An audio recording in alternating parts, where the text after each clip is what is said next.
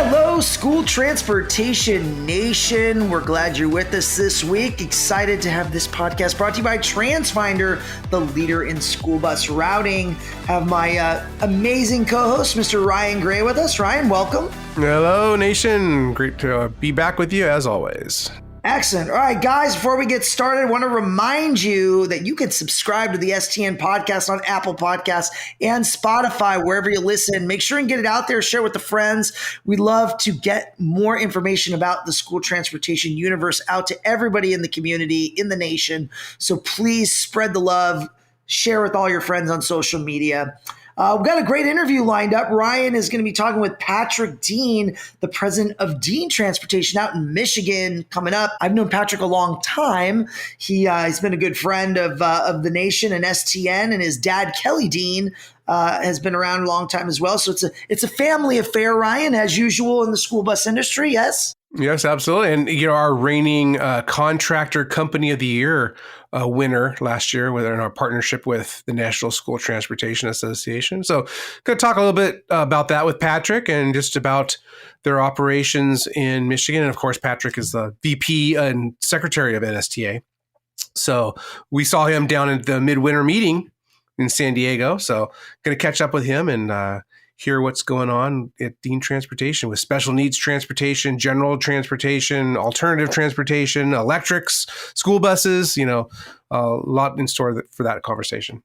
Yeah, I know we have Fred Dolker, who has been a staple at the TSD conference. He comes down from Dean Transportation, and Fred's the director of safety, and he always comes down and shares his tutelage on everything happening there at Dean at our TSD conference. So always great to have everyone in the community out there sharing, gleaning ideas from others. So we're pumped for that. And NSTA meeting, San Diego. When you guys listen to this, it's going to be happening live at the show. So we're excited to be there. I want to thank Executive Director Kurt Mackison at NSTA for his leadership. We're doing a lot with NSTA. They're making a big announcement, partnering with STN specifically around our TSD conference to bring their membership to the show. So you guys look out for some more press on that coming up soon, but lots of exciting announcements going on in that world.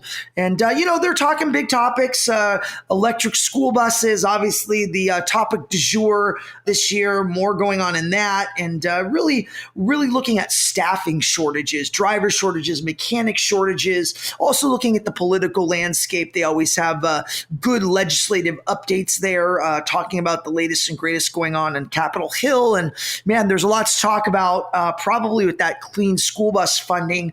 I know we're holding our breath for when it comes out. We were prognosticating, is it going to be March? Is it going to be April?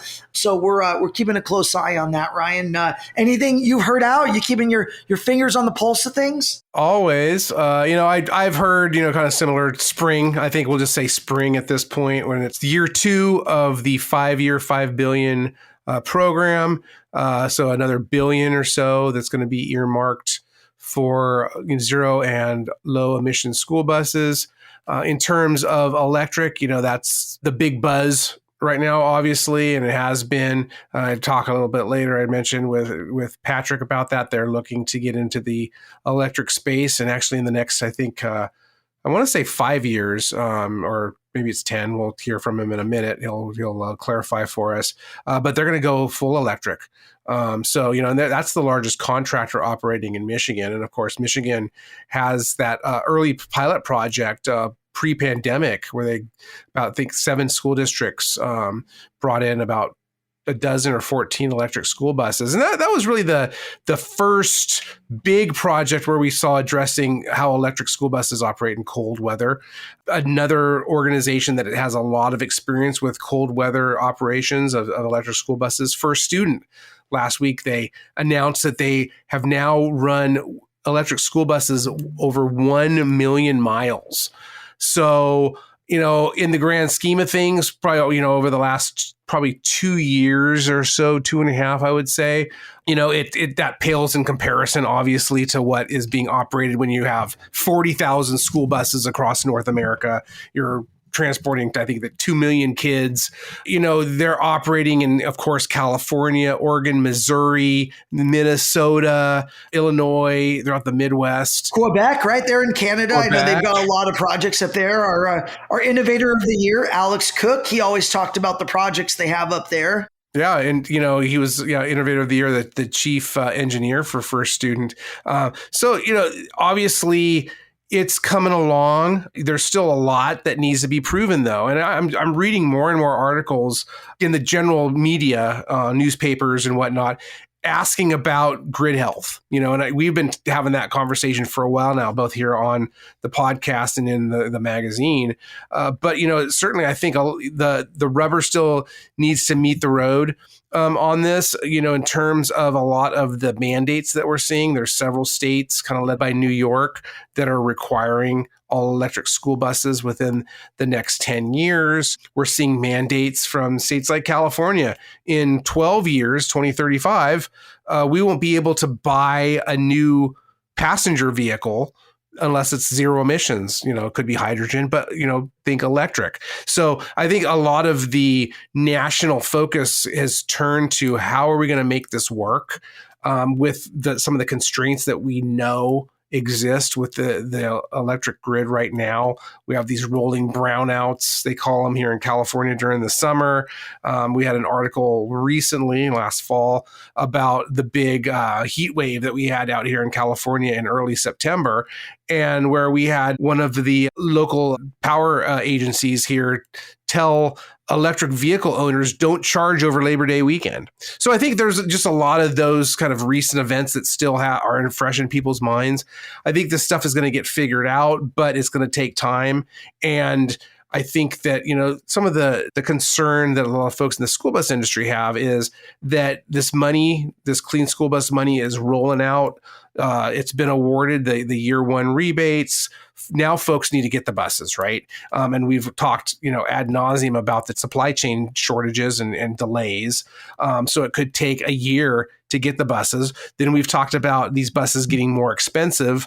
There's a lot of conjecture, and actually hearing from some folks in the know that work very closely with EPA, that there are some districts that are going to be refusing the awards because the money has changed. They were awarded for a certain amount of buses. They were awarded a certain amount. Well, now it's going to cost X amount more. And they're just saying, hey, we can't do this.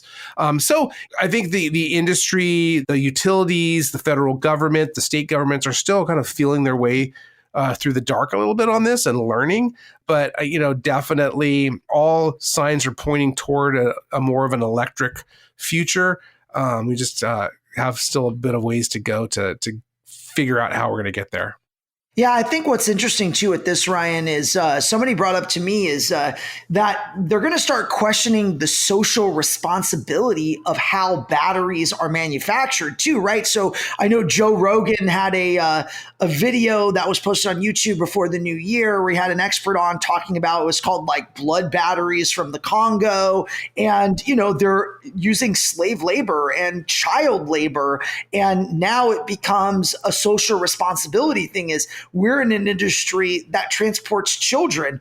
Now, to get the batteries, you're only seeing more and more demand based on all these programs and funding. So is that going to exacerbate the problem? So now it becomes, the costs go up because now you need to be socially responsible with how the minerals are mined. And obviously, we're getting very granular when you talk about mining ore in the Congo. We really don't want to think about that. But, this stuff comes from places where those kind of things happen. Mm-hmm. And so, we may see in the future, I'm hearing rumblings that people are going to start asking, hey, where are the materials for your batteries coming? Are they coming from places that are these we'll call it conflict areas that could be causing this? So I'll be very interested to see in the future what that looks like and if that kind of topic bubbles up, because we're starting to see that in kind of mainstream national media, mm-hmm. and it's getting a lot. And I mean, the videos online, if you go to YouTube, man, it is crazy stuff when you start to think about it.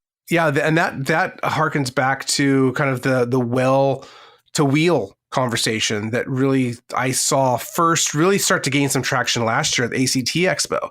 We're a media partner with Gladstein Neandros and Associates, which is a big energy consultant out here in Santa Monica, California. And they put on ACT Expo every year. And, more so last year than I had in the last, 4 or 5 years, executives from companies like Cummins, from Daimler Trucks, from, other companies, Penske and, these large trucking companies talking about that social responsibility of, from the well to wheel and looking at the total cost. So we know zero emissions, a zero emission school bus, it really doesn't exist. When they're talking about zero emissions, they're talking about the tailpipe. But even then, we've talked a lot on this podcast about the need for fuel-fired heaters still in a lot of areas because it's just the range is not there yet. You add all these auxiliary components to an electric school bus, like heat being the biggest, that drains the battery. You can only go so far.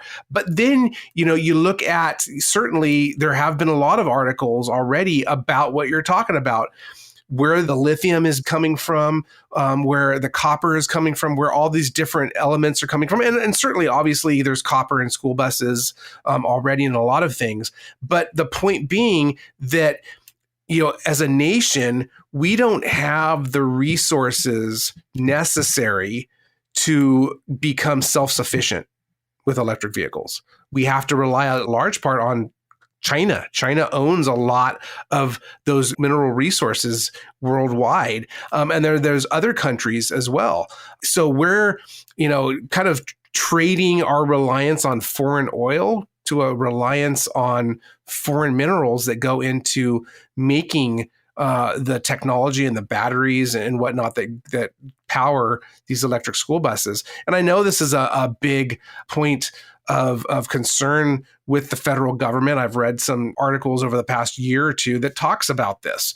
And there's a concerted effort. And I think that's where you see things like the Inflation Reduction Act and what they're trying to do and spurring, grants and incentives to manufacturers. But ultimately, they have to find the minerals. And I know here in California, Governor Gavin Newsom last year approved new mining on like the Salton Sea to get some of those minerals that are necessary for electric vehicles. Because again, the legislators are passing these mandates that are, driving everybody towards an all electric or all zero emissions future.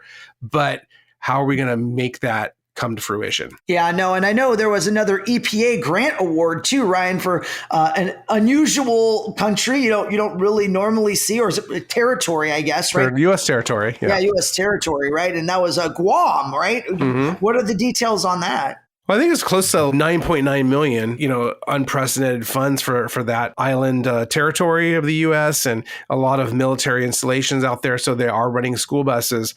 But, it's showing, again, the federal priorities for really furthering electric school buses. And granted, that money could go for low emissions, such as like propane.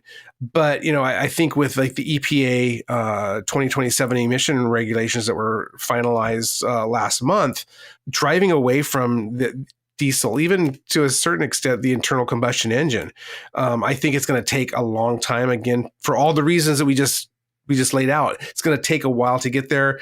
I was talking to somebody recently and we were talking about the emission regs. And I was mentioning, well, there are districts that today are buying their new orders or diesel buses, and it's going to continue to be for, a decade at least to come, despite this rule.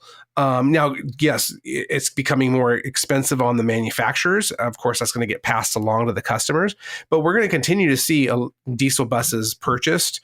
And that's where renewable diesel comes in. That needs to be also available widely across the nation, not just on the coasts. So, it's going to take a village. That's another thing that I heard out of ACT last year. It's going to take a village of fuels to get where we need to be. Yeah, Ryan. All right. Before we get to your interview with Mr. Patrick Dean from Dean Transportation, want to talk to you guys a little bit about student discipline issues on the bus. TransFinder, our sponsor, has taken a special interest in this issue. Their goal is to help kids get the help they need as early as possible. To help you, they've created Form Finder, which makes recording incidents easy. You can follow up faster. They can be used district-wide. Form Finder is embedded in TransFinder's Route Finder Plus solution, and it is included for free. It goes far beyond that too. You guys can use it for student conduct and many other uses. It can be customized to be used in any form in your district's needs. Imagine one clearinghouse for all your district forms. You can learn more about Form Finder by emailing getplus@transfinder.com or giving them a call at 800-373-3609. All right, Ryan, take it away. We are now joined by Patrick Dean from Dean Transportation, was named president last year, and he's also the vice president and secretary of the National School Transportation Association. Patrick, thanks so much for joining us today. Hey, Ryan, it's an honor to be with you. Thanks so much for having me on the podcast. Looking forward to our discussion and all the great work you do throughout the industry. So thanks so much for having me. Oh, well, thank you.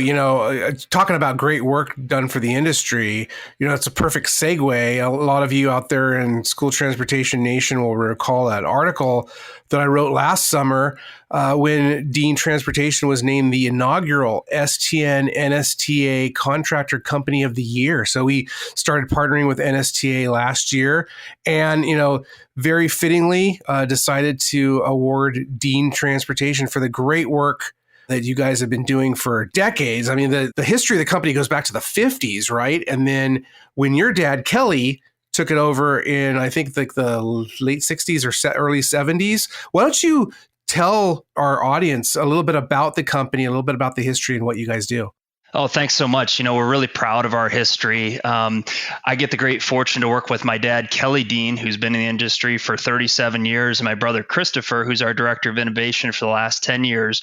But our history goes back to the 1950s, started by a gentleman that transported students with polio to a local school here in Lansing. He did it for a quarter or a nickel at the time and picked up 4 or 5 kids. And before he knew it, he had more and more kids and ended up forming a transportation company with you remember the old wood-paneled station wagons. That was the first vehicle back in the 1950s and 60s.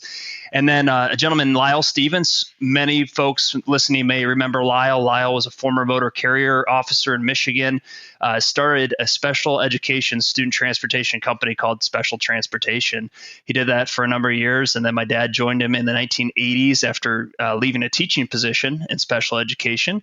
And then we changed our name to Dean Transportation in 1990. And since my brother and I have joined my dad in business and really enjoy what we do as a family business, being mission driven to help kids get to school every day. So we're really proud of our history, and we were extremely humbled and honored to receive the recognition on behalf of our team at NSTA's annual meeting last year.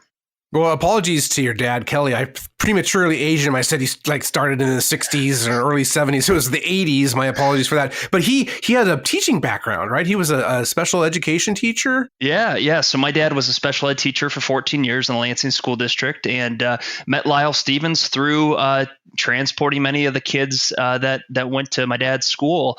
I remember times as a kid going to Special Olympics events, and Lyle was driving the bus. My dad was coaching, and usually I was sitting on the engine compartment in the front of the bus riding along. And we just have a lot of fond memories of those times. And ultimately now we're all in the student transportation industry and world and proud of that heritage. Mm-hmm. So I guess I wasn't too far off base. I mean, he was teaching, and he definitely knew the importance of transportation back, as far back as probably the late 60s, early 70s. But talk about your upbringing, and there's several companies like your own that are family businesses, and the kids, so to speak, grew up washing the buses, playing around the buses, and now they're running the operations. If you head over to the website, it's funny, there's some great pictures of you, Chris, and your mom and dad back in the day. So I encourage folks to go over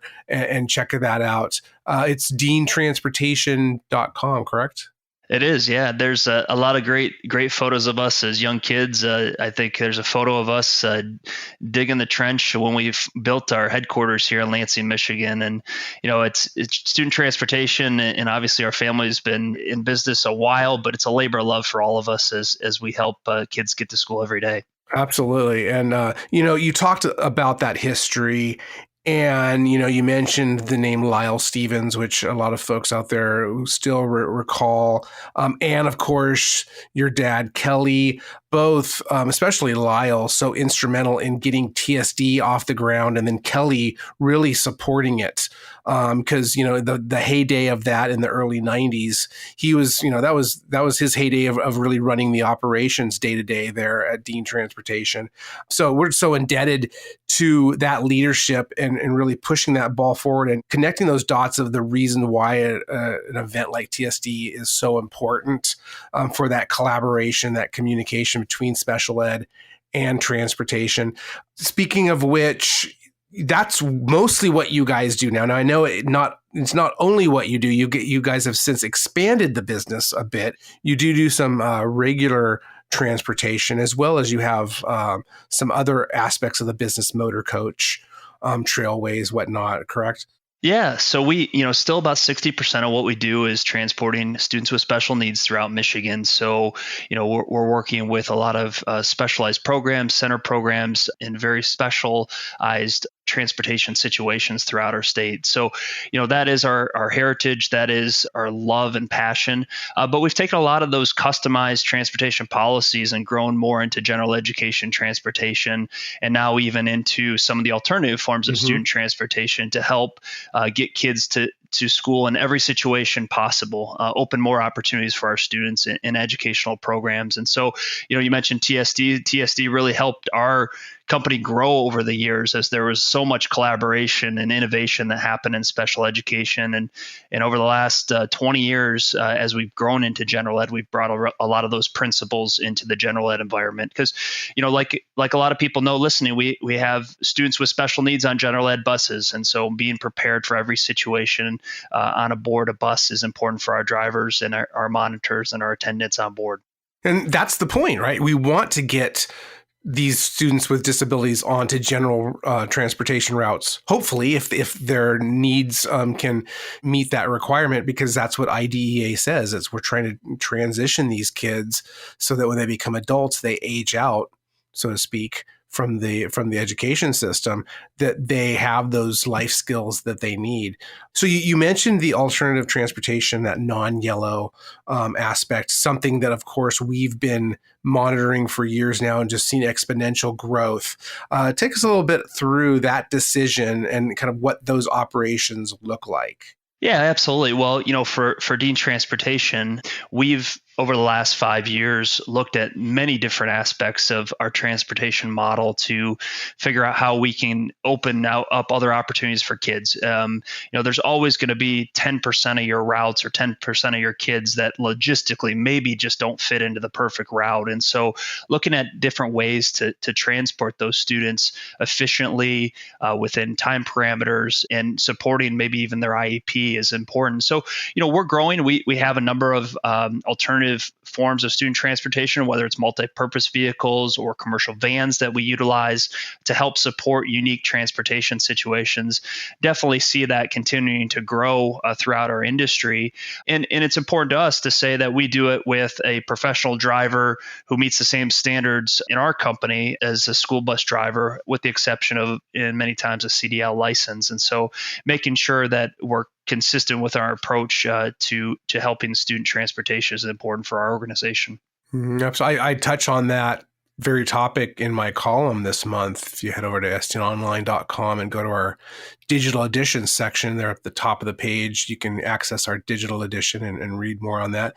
But really, coming out of TSD, one of the big conversations that struck me was the importance of what you just mentioned, ensuring that those drivers of those non-yellow vehicles are trained and researched, background checked to the same level as the school bus drivers. And really, it's kind of the wild, wild west out there in terms of a lot of the alternative transportation or the transportation network companies that have arisen over the last several years, where we have these differing organizations or government agencies that are responsible for that oversight. One of the things that really struck me coming out of TSD was a call by Linda Bluth, who I know you know very well, our tenured faculty member. She's attended almost every single TSD conference. Well, maybe not the last several, but she was there at the first one 30 years ago, and really calling on NCST, the National Congress, to really take this up. And they've discussed non-yellow transportation before, but it's a different non-yellow kind of service now than I think what some of the forefathers and mothers were debating, years ago. So it's, taking that kind of model where you have, I think is a good kind of, starting point for a lot of the industry and a lot of school districts that are looking to use these services or maybe doing it in-house themselves. Oh, absolutely. I think on our end, for our over 50-year history as a company, we've always advocated for safety standards across the board for student transportation. I'd be the first to say the yellow school bus is the safest form of transportation to and from school. We all know that. We live in this industry and know that the yellow school bus represents the safest form of transportation. Alternative forms can have a place. But done so with an eye for safety and policies and procedures. And, the vehicle and student transportation is so much more than just driving a vehicle. Driving a vehicle is a component of being a school transportation professional. It's all the other things about being a coach and a mentor and an advocate for our students on board the bus that make our student transportation professionals so special and so essential in schools. And so that's our advocacy as a company to continue to push high standards for school transportation drivers, regardless of if it's a school bus or potentially an alternative form of student transportation. Mm-hmm. And this month, I mentioned the magazine. It's our special needs focus, so it's very appropriate to have you on for this edition of School Transportation Nation. But some of the topics that we're looking at in this month's issue: creative routing around the driver shortage, student behavior on the bus, a lot of the issues that everyone's dealing with. I would imagine these are some of the very things that Dean Transportation is also grappling with. Absolutely. I think one of the things first, during the pandemic, we learned quickly how important our student transportation professionals are, our drivers and our monitors, them being there to get a student every morning, drop them off every day. I mean, that affects an entire family. That affects the timing of, parents going to work, to go to other activities. We're so essential that I think the pandemic really emphasized and highlighted our great professionals. As we look forward, there's many ways that we can get creative on routes and things. But there's a huge demand for student transportation. I think that's the one thing that we're seeing in our side of the world is schools have more programs. There's more opportunities coming out of the pandemic for after school activities and maybe unique different programs that may have gone away before the pandemic, but the schools were able to restart. And so there's a vast need for increased in demand. So obviously, we've all gotten through the pandemic to get back to a certain level, but I think there's a huge opportunity to put more school buses on the road across the country because of our education system's demand. Mm-hmm. And on that behavior train, I wanted to ask you a little bit also too about something we reported on several years ago. And I know Fred Dolker, who's your director of safety, has presented this at TSD. You have a really innovative empathy program. It was featured by NPR back several years ago, pre-pandemic. Tell us a little bit about that and some of the things that your group has learned from that experience. Oh, well, thank you for bringing that up. We're very proud of our trauma-informed curriculum. We also use Crisis Prevention Institute training, CPI training for our drivers and our monitors and our aides. But across the board, I guess I would say, and even for our management team, empathy is so key. And it was highlighted again through the last 3.5 years where we've all been through a very traumatic experience. This COVID shutdown, which affected our personal lives, our friends, lost some dear loved ones during this period of time. But for all of us, it's about empathy. It's about leading with empathy, whether you're a a transportation monitor and leading your student in your bus environment in an empathetic way, or a driver leading your bus environment in an empathetic way, or as a supervisor, being empathetic in your leadership as you work with a team that has lived a lot here in the last 3 years. So, we're emphasizing empathy throughout our entire organization. You mentioned Fred Dolker. Fred's a wonderful leader in TSD conference and our training programs across the state of Michigan.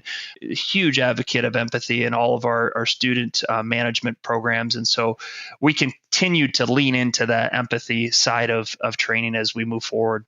Well, I always tell Fred when, planning TSD and, organizing, what he's going to bring to the table for us. I always tell him, hey, go back and tell Patrick and Kelly and Chris, thank you for, allowing us to have him, their help with our NHTSA child passenger safety on school buses, as well as, other various sessions that he helps with. But I would be remiss if I didn't ask you before we close out, electric school buses, right? So everyone's talking about electric school buses. I know Michigan has done a lot in that arena. There are, I forget what it is. I think the last I heard that there was for at least 14 electric school buses that were brought in several years ago. One of the earlier pilot programs, kind of aside from California, right? California has been, doing some electric for many years now, 6 or 7 years. But Michigan was one of those first states that kind of came out pre-pandemic and said, hey, we're doing this big grant.